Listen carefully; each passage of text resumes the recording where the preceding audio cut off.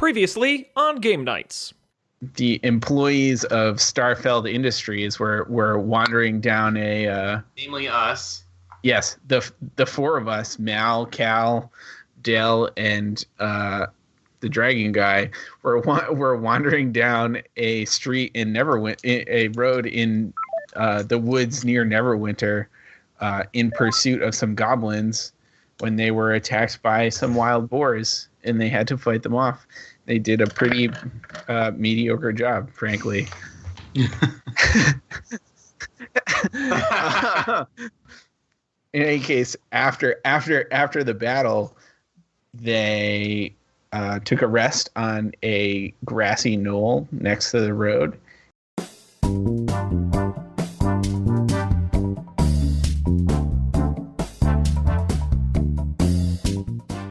How many adventures does it take to screw in a light bulb? Find out on this Game Nights. Tonight's story, The Warden, Chapter 3.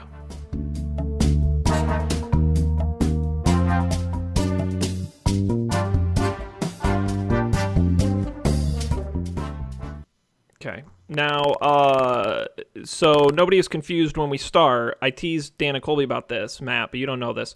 I've decided that I don't want my character to be named Sean anymore, and I don't want it to sound like me anymore, because I think that's cheap, and I don't think it's lazy of me. It's not very fair. So I just don't want, so my new character's name, from now on, you can just call me, it's more of a nickname, like my character is still Sean, but my nickname is Arthur. Why would can we call you Art? You can call me Art. That's fine. Artie? So, yeah, that works. Why is your nickname longer than your regular name? I don't think that's how nicknames work. It's about the same length, and it's not an abbreviation. It's like it's like calling somebody, champ, or it's just a nice. Don't overthink it. A champ. And then I'll also be doing an accent as well, but you'll hear that once we start. So I just don't want anyone to be surprised. Fair enough? Don't be alarmed. Don't. Is this something we're gonna you want to write into this story? Do you want to wake up and realize that you had a different name? Colby, if you can set it up so I get hit in the head by something and then I wake up with a sudden accent and nickname. Well, I was thinking you were having a dream or something, or you've been going under an alias and have decided you trust us enough to share your real identity. Love it. Set me up for that, and then we'll do it. Yeah, I mean, so I think what's going to happen, we had just gone to bed on the hill next to the road, so we're going to wake up on the hill next to the road. All right. Yeah, you'll have to do a recap because I don't remember what happened. Previously on Game Nights. Previously on Indeed. Colby's Game Nights. And that's where we rejoin them as the sun comes up through the trees. The birds are chirping in the morning dew. Yeah, and here we are. Good morning, friends. What a great long rest. Mm-hmm. It was so long, I feel rejuvenated. Yeah. Yeah. Ugh.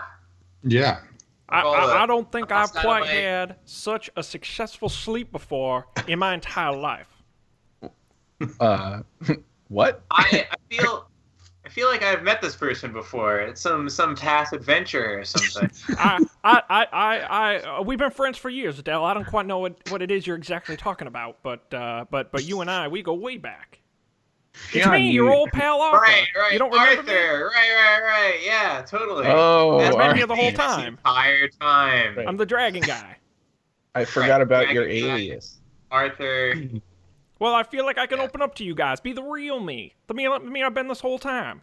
Come on, I appreciate what Arthur, what sort of accent is that? What region of Well, I know y'all don't know too many Dragonborns. We all sound like this. So it's just a sort of ethnic sort of sound. It's very regional. You have to understand.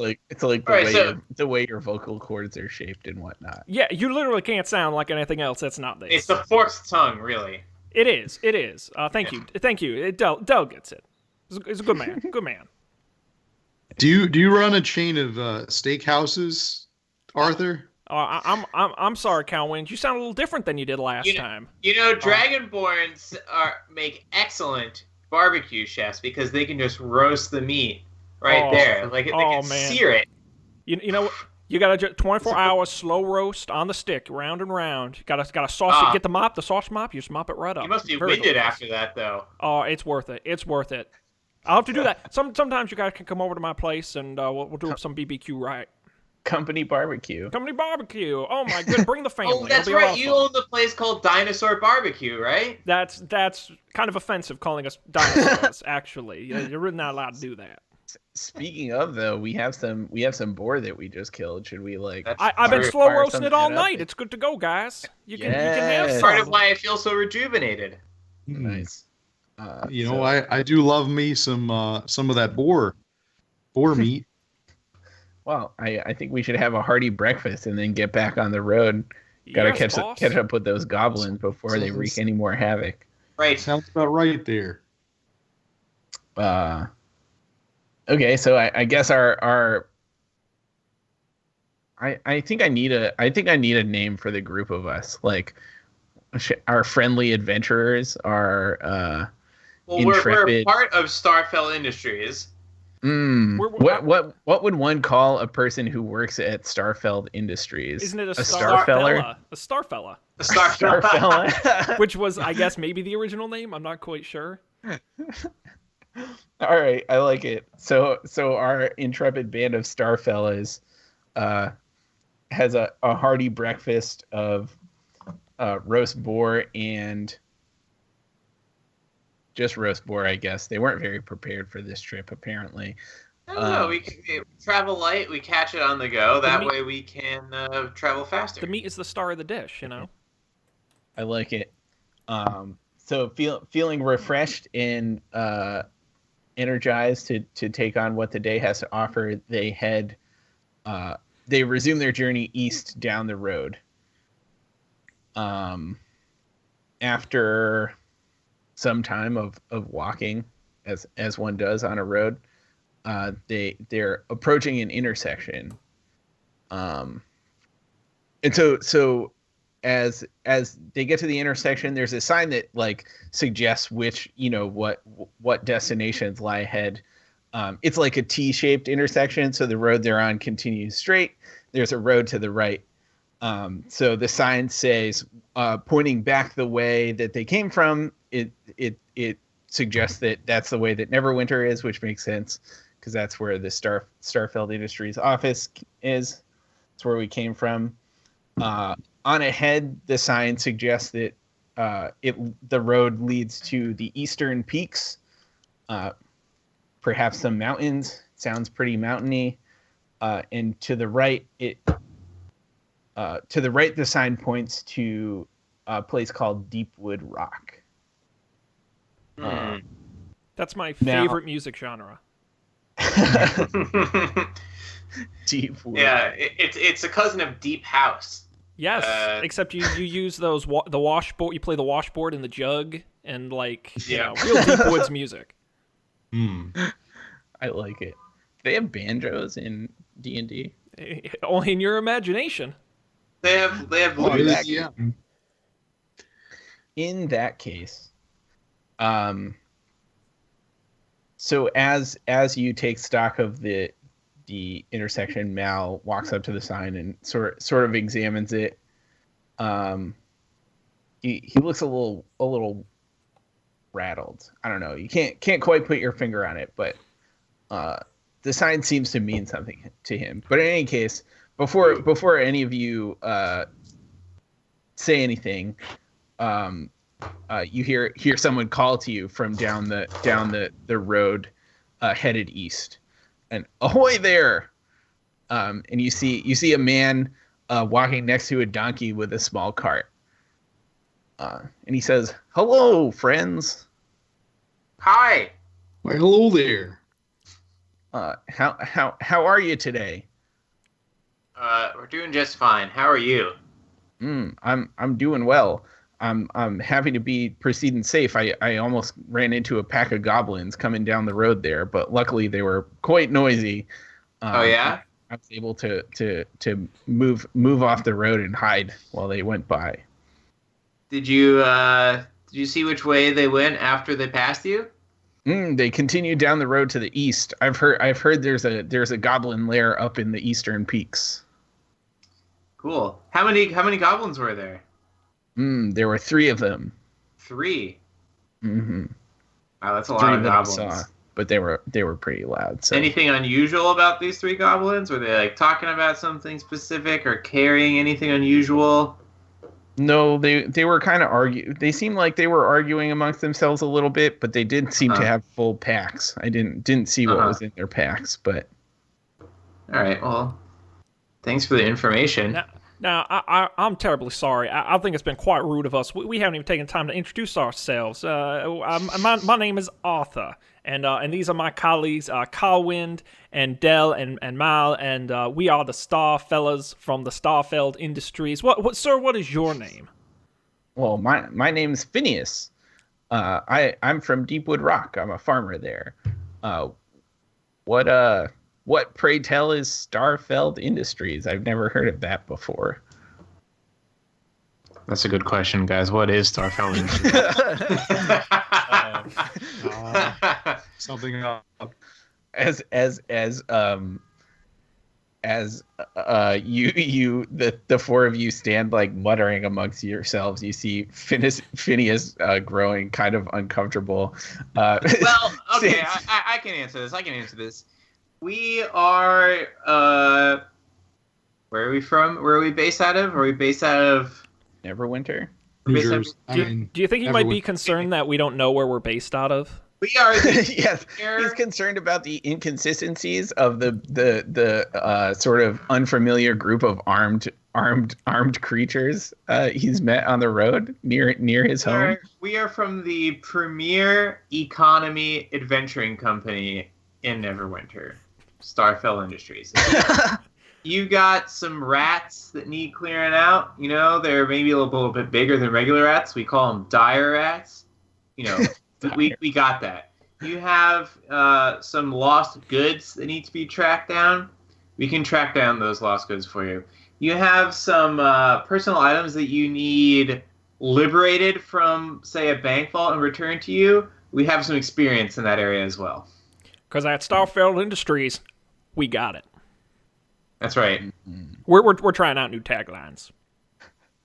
That one probably won't stick. A/B test. Yes. I see. We'd really like to, we're always looking for new opportunities to expand our adventuring opportunities, So if you'd really like, you can go ahead and join our team if you'd like. Go ahead and recruit an opportunity.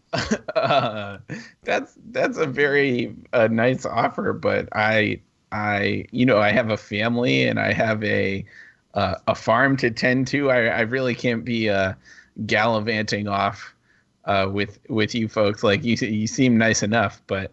Okay, I get you here. How much gold would it take to get you to join our team? I can offer you some gold.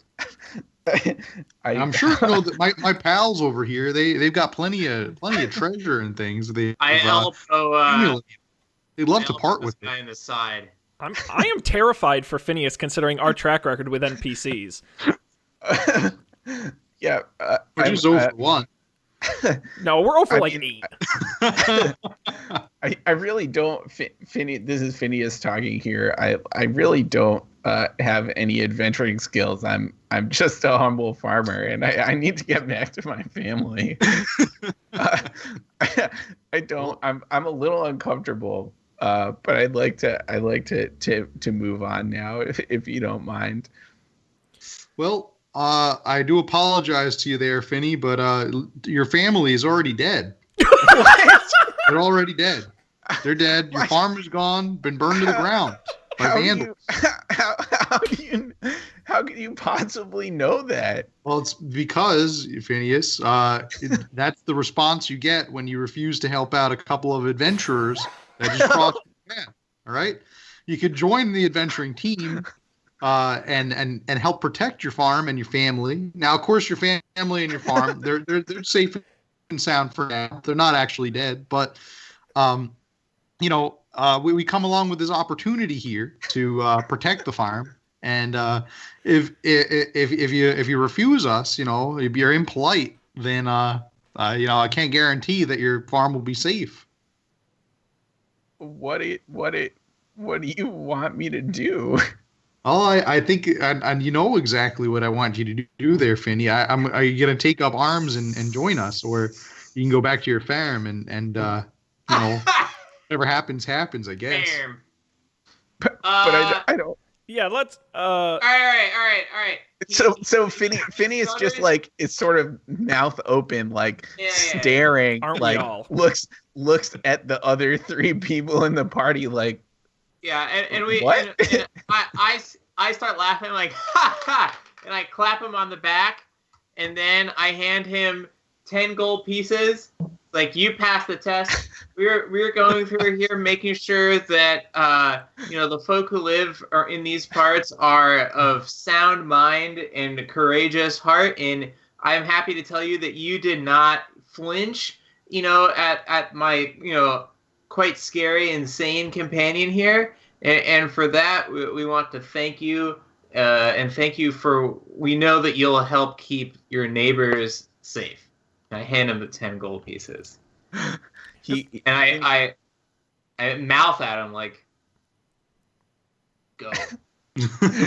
Phineas takes the 10 gold pieces, lets out the breath that he's been holding for like 3 minutes out of shock, and without saying anything, sort of like turns to walk down the road headed south with his donkey.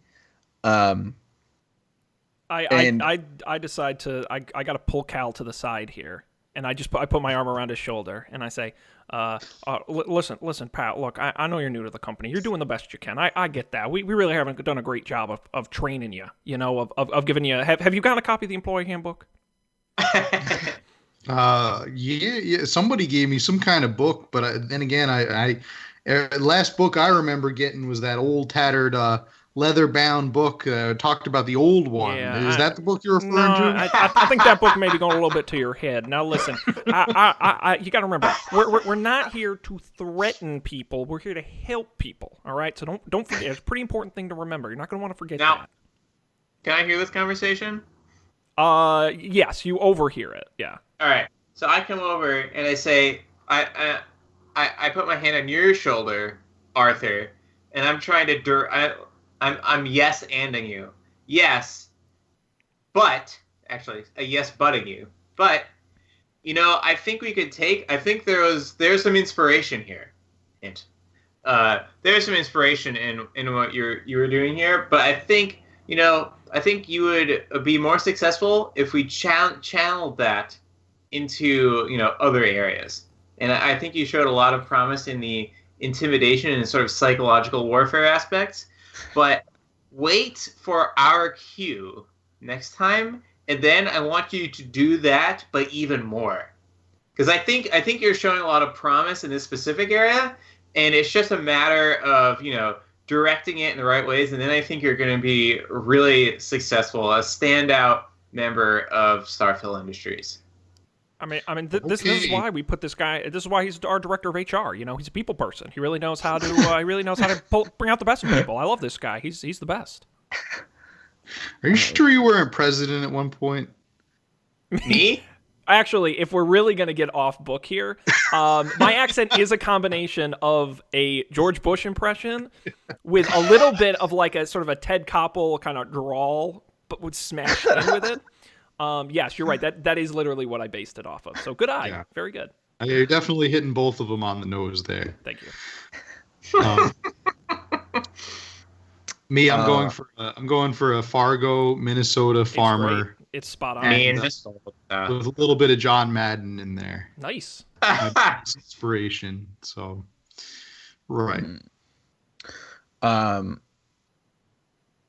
Okay, so at this point, like, it seems like you have the employee your new employee training session settled out.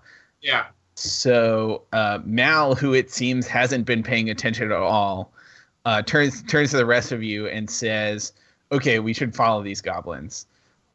Maybe we Now, can catch them remember before that they get he back was to looking their." freaked out, so I asked him, like, have you been here before? Is there anything about this area or this sign? Like, it seemed like you had some hint of recognition.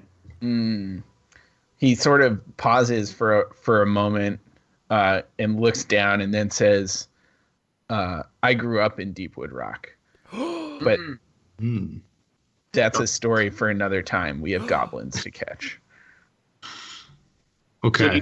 Did you know this area? What's that? Do you know this area? I haven't been here in years, but there was a time that I did. Yeah. Okay. All right. And with that, he turns to the east and continues down the road. I follow him. As do I. Yep. All right. Y'all head east towards the eastern peaks for a while. For a bit, you continue through the woods, and then the trees start to thin out, and you start heading uphill. First, it's through sort of like grassy hills, but then pretty quickly you get up into I mountainous terrain. Dawkins with me, the hawk. Hawk. So Dawkins is circling, looking for these goblins, doing like a little radius around us, and he'll come back to me if he spots anyone, and I can tell based on the direction that he came back from which vector to go off to. Okay. One thing worth noting is it mostly seems like there's only one path up into the mountains. Well, that doesn't mean anything. Okay. That's true. I mean, do you want to like just because? How do we know that? I mean, I guess you don't know that. Do you want to investigate somehow? Sure. Is this an investigation check? Is it a nature check? Nature, or I would accept almost anything. I think it would just be straight perception though, because you're not. Yeah. Perception would be cool. 15. 15. So Del finds a rock, stands on top, like looks out very majestically, and sees that there is in fact only one path up into the mountains. Okay, and what, the goblin camp is just at the end of this path? Maybe. Well, right, that's what I'm looking for, is we're going to... Well, it's up into the mountains. You got to go into the mountains first. We're going! You don't see any mountain paths. I mean, any goblin camps yet. Yeah, we're following you. All right. I'm just describing my strategy for finding this goblin camp.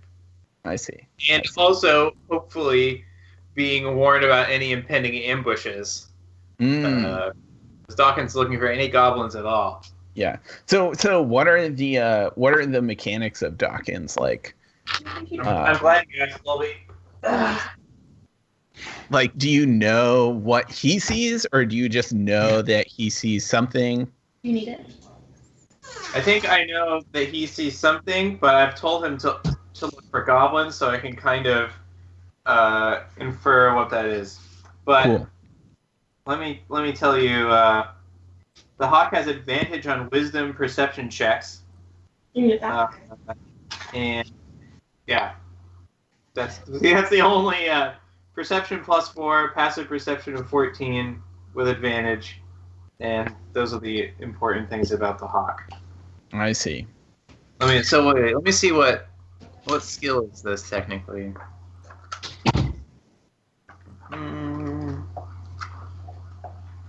Please hold.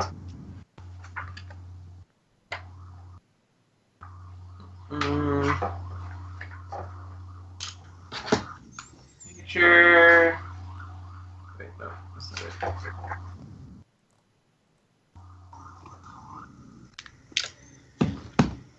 Got it. Hunters, Ranger.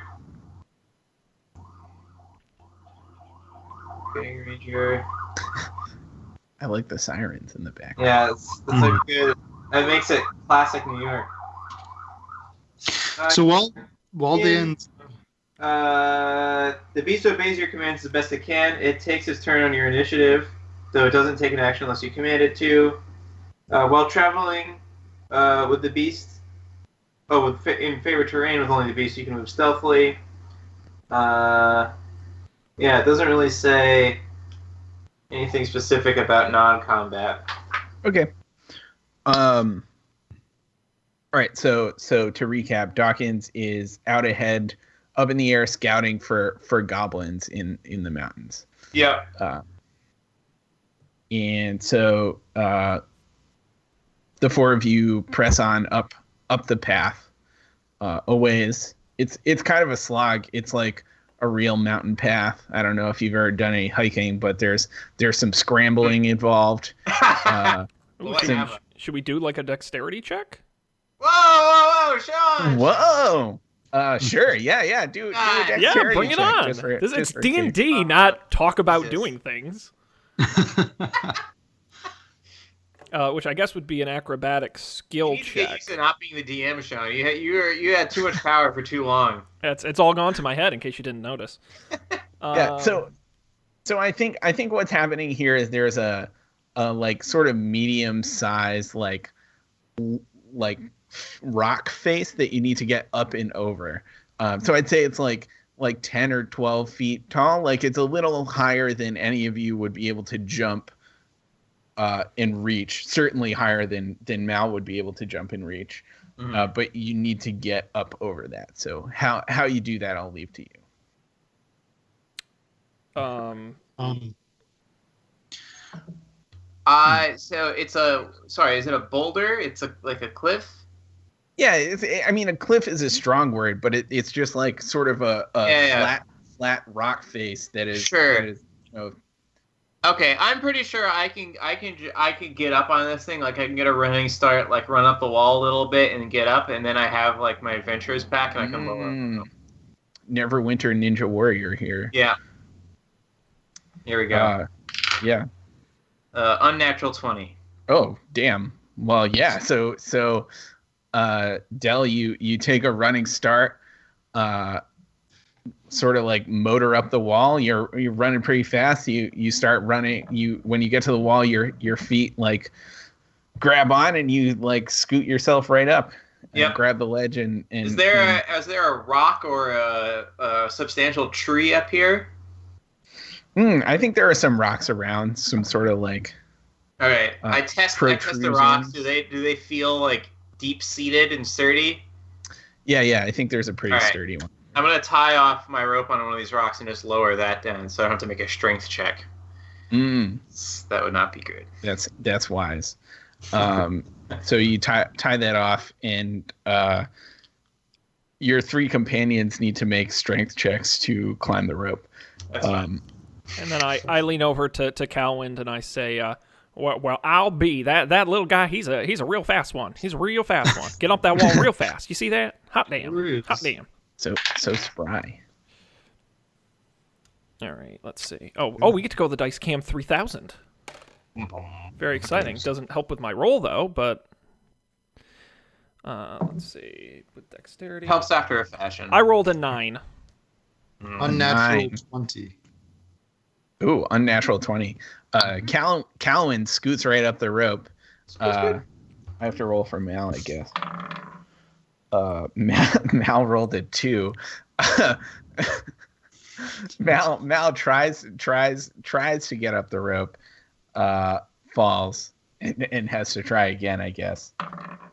And he got an 18. So that time he scoots up and over. Sean, you said you rolled a 9? I did, so I guess I have to try again. I think you're climbing up the rope and like you're almost at the top, but you like slip, so you get some rope burn on your hands. You take a single point of damage, but then you manage to recover. Tragic. And like climb back up, and you're kind of just looking at your poor raw red hands.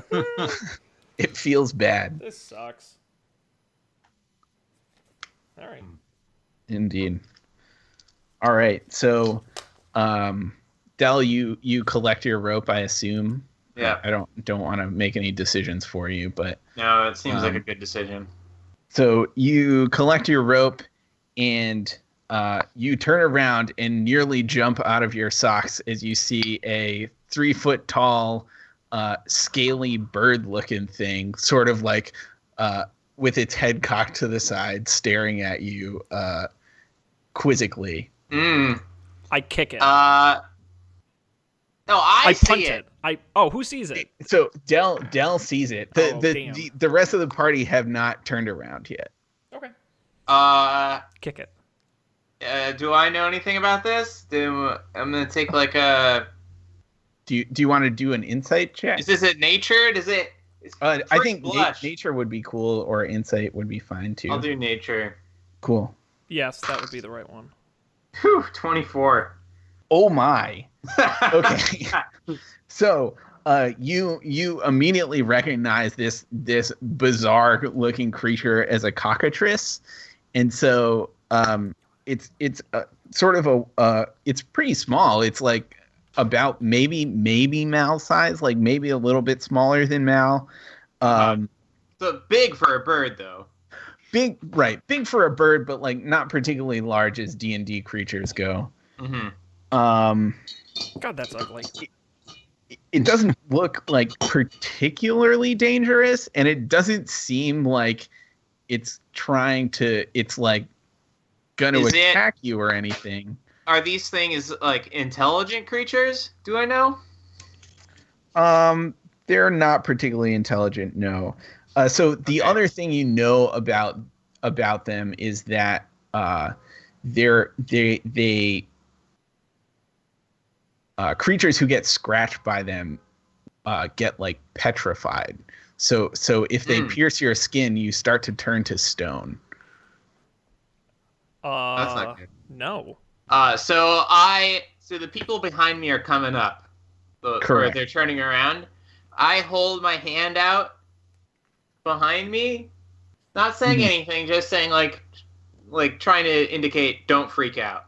But while myself not making any, sudden movements. I see. Cal and Arthur roll perception checks. Okay.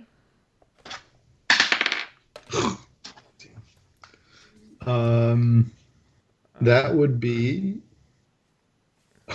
a 0. Oh my god. 0. Dead 0. Tragic. So Calwind, who is not looking ahead of him at all, is kind of like looking back towards Arthur and talking to him, and walks, just full on walks into Dell, knocking him over, dropping stuff, like things fall out of their packs. At which point, the cockatrix is quite startled, freaks out, and comes squawking, wings flapping at you. Roll for initiative. Damn it. Oh, damn. Okay. Try to do the responsible thing, guys. 14. 2. 18. What happens when there's a tie for initiative? I don't know. Actually, I'm gonna give it to the bird because Cal and Dell are sort of in a heap on the ground. I'd say I would go to the aggressor. So Dell is second. Sean, you're. I had a 2, sorry. so probably last. And Mal too. I forgot about him. Also 18. Oh my.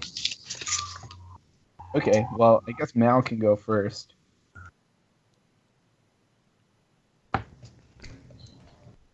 Okay, so Mal, seeing what happens, draws his crossbow, takes aim at the weird dinosaur bird, and rolls a 5, unfortunately, and misses. Wide to the right. Now it's the bird's turn. he goes to bite Cal, who seems to be closest in the pile of elf and I don't. What sort of creature are you, Cal? Oh, I guess it's just a pile of elf, right? Yeah, an Cal elf. is dark elf. Yang. Dark elf. Yeah. Mhm. All right.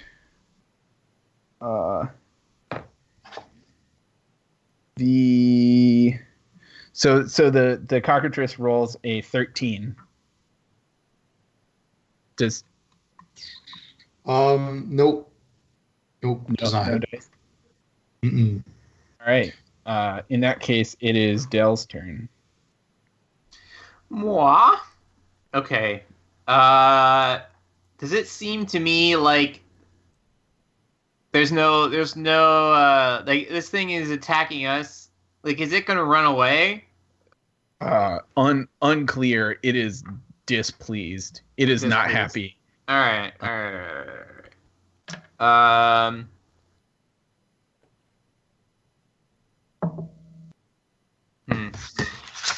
Okay. I guess I get out. I get up. And can I shoot it with a longbow? Sure.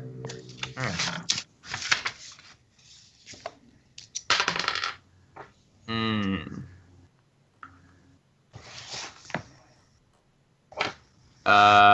14. That is a hit. Oh, phew. Okay. It's been a while, man. I don't even remember what the dice look like anymore. 9 damage. 9 damage. Okay, that hurt, but it's still kicking. Cal, it's your turn. Okay, I'm going to cast a spell. I would like to cast Eldritch Blast. Whoa. Now, so you mentioned before that I knocked Dell over. I knocked Dan's character over. And are we both on the ground still? Do I need to spend an action to get back up? I mean, you can get up. That's getting up. I think we established last game is your move action for the turn, Okay. so you can do a move and you can do an attack. So you just can't move anywhere, but you could get up and Okay. cast a spell. I think. So I'm going to get up, and would you say I'm within 120 feet range of this creature? Okay. Oh yeah, the creature's right in front of you. It's close enough to bite you. So. Okay. So I'm going to cast Eldritch Blast. On a hit, the target takes 1d10 force damage. Okay. All right. So, and I'm only level 3, so I only cast 1 beam. But all right. Okay. Now I rolled to just see if it hits, and I rolled a 14. That hits. Okay. So 1d10. Okay. Don't really use the d10 very often. Underrated. All right, and I got a 6. So 6 damage. 6 damage. Okay. Oh, wait. I got to apply the modifier, right, to that? Does the modifier apply to the attack? No, I don't think it does. No, it's 6. 6 it is. 6. Okay. So you do some damage to the cockatrice. It's not a very big creature, so force damage sounds like the thing to me that would sort of knock it back. So I'd say it knocks it back a fair amount. Sort of up the path. Art, it's your turn. Oh, thank you very much. No, God, I sound like Elvis. So can you remind me, did Dell do a perception check when he got to the top? Or did he just spot this thing? He just turned. He just saw turned it. around, and it was in the path right there. Gotcha. Okay. And doing a perception check would not be my attack. It would just be an action for the turn. Yeah, I guess. I don't actually know.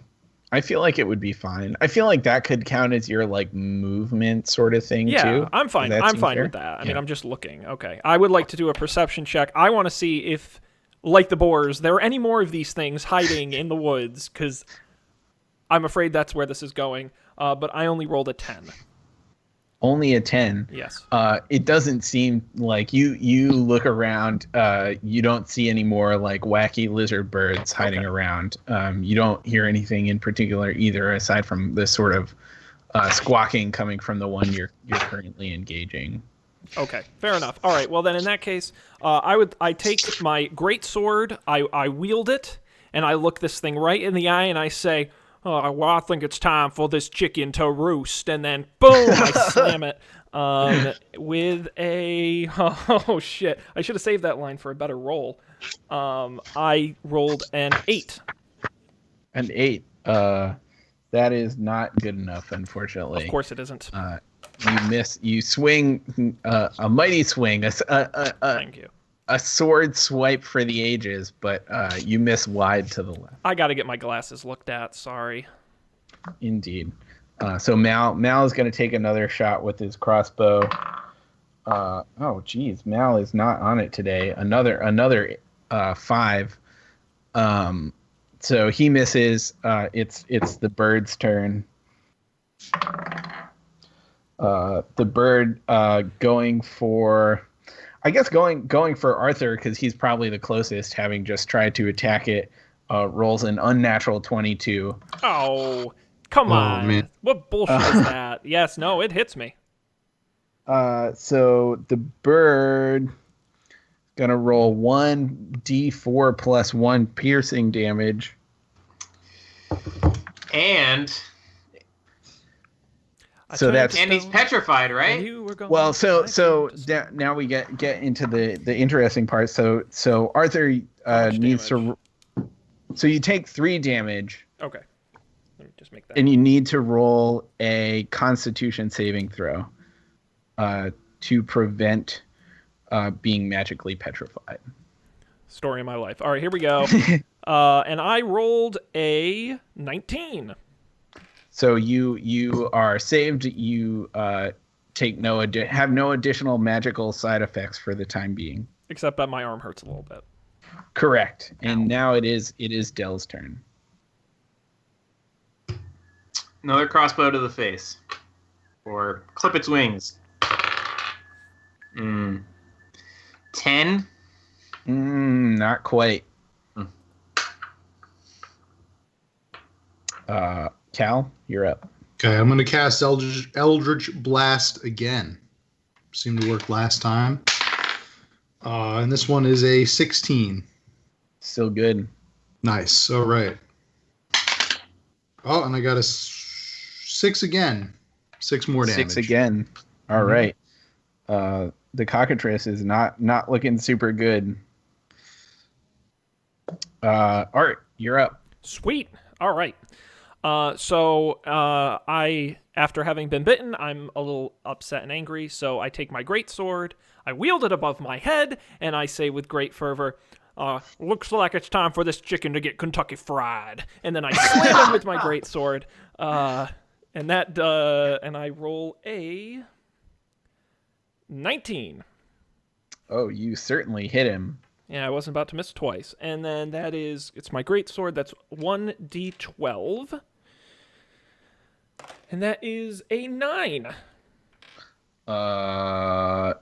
He is 100% dead. Ah, he's fried. Yes. Yeah, you lop his head right off, and he sort of like falls to the ground, kind of twitching. Is it like a real chicken where it runs It's around pretty- with its head cut off? I was thinking about that, but it seemed so dangerous. Fair enough. Since it could run into you and petrify you or something. Actually, that would have been a hilarious thing to happen. Roll to avoid the chicken with its head cut off. Dexterity check quickly. Cool. All right, so it's dead. You seem to have emerged mostly unscathed. Get that sweet XP. Yep. Arthur took a little bit of damage, but otherwise, the rest of you are good, despite the blunder of the newbie. Yeah. So, what do you do now? Okay, we got that sweet XP. Oh yeah, Matt really wants his XP. Fair enough. You get Yeah, come on. 100 XP. Ooh, okay. I think probably divided amongst you. So 33 XP and 1 for the old one. Well, wait. Okay, but because Mal is playing, shouldn't Mal also be getting XP? Oh yeah, I guess so. As so a real character? 25 each then. Okay. Yeah. I don't want you to be left out. Thanks for looking out. I got your back, boss. Just remember that when evaluation time comes around this show. Indeed. God, I'm the most boring person on earth that I'm sucking up to my fake boss in Dungeons and Dragons. Shame on me. I didn't want to be the one to say it. But... No, go ahead. Oh dear. So, while you're discussing the battle, recounting your experience. Oh my God! Did you guys see that thing? That thing, it was like a dinosaur, but it was also a bird. It came right at me. Did you see that? It hit with my greatsword. It was so cool. Right. Suddenly you hear the cry of a majestic hawk. A majestic police car. Yes. As it comes, and you hear Dawkins cry, and you see him off in front of you, like slightly to the left of the path, come like flying in, and he lands on Dell's shoulder. All right, there's goblins that way.